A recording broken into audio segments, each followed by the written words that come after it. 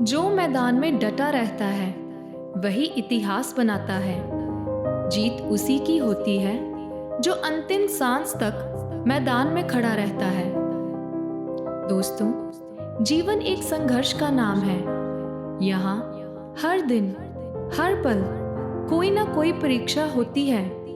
कभी पढ़ाई का दबाव होता है, कभी भविष्य की चिंता, कभी असफलता का डर, कभी समाज के ताने, तो कभी अपनी मौत का डर। लेकिन इन सब के बीच जो इंसान डटा रहता है वही विजेता बनता है।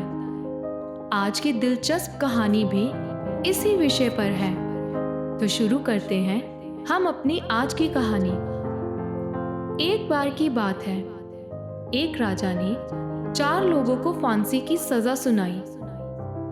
राजा ने फांसी का दिन तय किया और तब तक के लिए उन्हें काल कोठरी में रखा गया। जब फांसी का दिन करीब आया तो उन चारों को काल कोठरी से बाहर निकाला गया। फांसी के फंदे तक लेकर गए सारे लोग उन चारों को देख रहे थे और उन चारों के सामने उनकी मौत खड़ी थी। चारों के सामने फांसी के फंदे लटक रहे थे। राजा ने उन चारों से पूछा, अगर तुम्हारी कोई आखिरी इच्छा है तो बताओ। चारों में से तीनों ने कहा कि हमारी कोई आखिरी इच्छा नहीं है, क्योंकि उनको पता था कि अब वापस से जिंदगी तो मिलने नहीं वाली, तो कोशिश भी क्या करनी।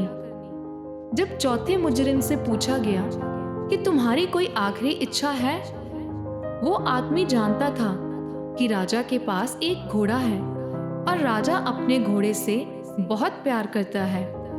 उस आदमी ने कहा कि मैं आपके घोड़े को एक उड़ने वाला घोड़ा बना सकता हूँ। मेरे पास एक ऐसी विद्या है जिसकी मदद से मैं आपके घोड़े को एक उड़ने वाला घोड़ा बना दूंगा। मैं तो मरने ही वाला हूँ, क्यों ना मैं आपको यह विद्या देकर जाऊं। दरअसल वह आदमी जानता था कि वह राजा अपने घोड़े से बहुत प्यार करता है। यह सुनने के बाद राजा ने कहा, क्या तुम सच में ऐसा कर सकते हो? उसने कहा, जी हाँ, बिल्कुल। 1 साल के अंदर मैं आपके घोड़े को उड़ने वाला घोड़ा बना दूंगा। राजा को लगा कि अगर सच में ये ऐसा कर सकता है तो मैं दुनिया का एकमात्र ऐसा राजा बन जाऊंगा जिसके पास उड़ने वाला घोड़ा हो। अब राजा मन ही मन में खुश होने लगा। राजा ने कहा कि अगर 1 साल के अंदर तुम ऐसा नहीं कर सके तो? उस आदमी ने कहा कि तब आप मेरी गर्दन मेरे धड़ से अलग कर देना। राजा ने उसकी बात मान ली और 1 साल के लिए उस आदमी को रिहा कर दिया। यह सब होने के बाद जो तीनों मुजरिम थे जिनको फांसी होने वाली थी, उन्होंने उस आदमी से कहा कि तुमने झूठ क्यों बोला? तुम जानते हो कि ऐसी कोई विद्या नहीं है, तो तुमने यह सब ढोंग क्यों रचा? उस आदमी ने बड़े आराम से कहा कि मैंने अपने आप को 4 संभावनाएं दी। पहली, घोड़ा बहुत बूढ़ा हो चुका है, क्या पता 1 साल में या 1-2 महीने में ही मर जाए। दूसरी, राजा भी बहुत बूढ़ा हो चुका है, क्या पता राजा खुद मर जाए। तीसरी, क्या पता मैं ही मर जाऊं, पर तुम लोगों की तरह फांसी के फंदे पर लटक कर नहीं। चौथी, क्या पता मैं घोड़े को सच में उड़ा दूं, उसे ही उड़ना सिखा दूं। दोस्तों, इस कहानी से हमें यह सीख मिलती है कि जिंदगी संभावनाओं का खेल है। जिंदगी में आप सफल होंगे या नहीं होंगे, यह भी एक संभावना है। आप जो चाहते हैं आपको वह मिलेगा या नहीं मिलेगा, यह भी एक संभावना है। यह जिंदगी आपको कहां लेकर जाएगी कोई नहीं जानता।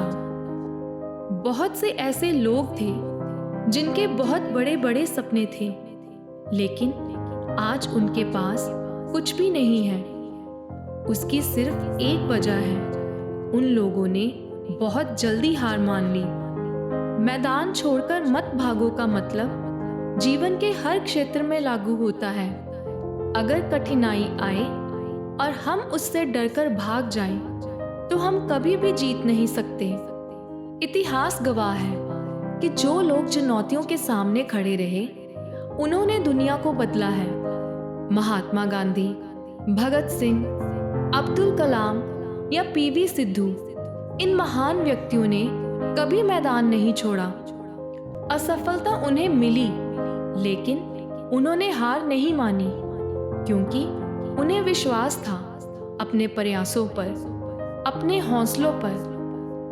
दोस्तों, डर को जीतना है तो सामना करना होगा। भागने से समस्याएं बढ़ती हैं, हल नहीं होता। जब तक आप डटे रहेंगे, लड़ते रहेंगे, तब तक आप कभी हार नहीं सकते। असली हार तो तब होती है जब हम मैदान छोड़ देते हैं। इसलिए चाहे परीक्षा का डर हो, जीवन की चुनौती हो या कोई और मुश्किल, हमेशा याद रखना, मैदान छोड़कर मत भागो, क्योंकि जीत उसी की होती है जो अंत तक लड़ता है। दोस्तों, मेरी हर वीडियो में यही दिल से कामना होती है कि आप रोजाना मेरी कहानी से कुछ ना कुछ जरूर सीखें, जो आपके जीवन में आई समस्याओं को कम करने में आपकी मदद करे और आपको हौसला दे। आप कृपया लाइक करके मुझे भी प्रेरित करते रहें, ताकि मैं भी पूरी मेहनत से और प्रेरणादायक कहानियां लाती रहूं।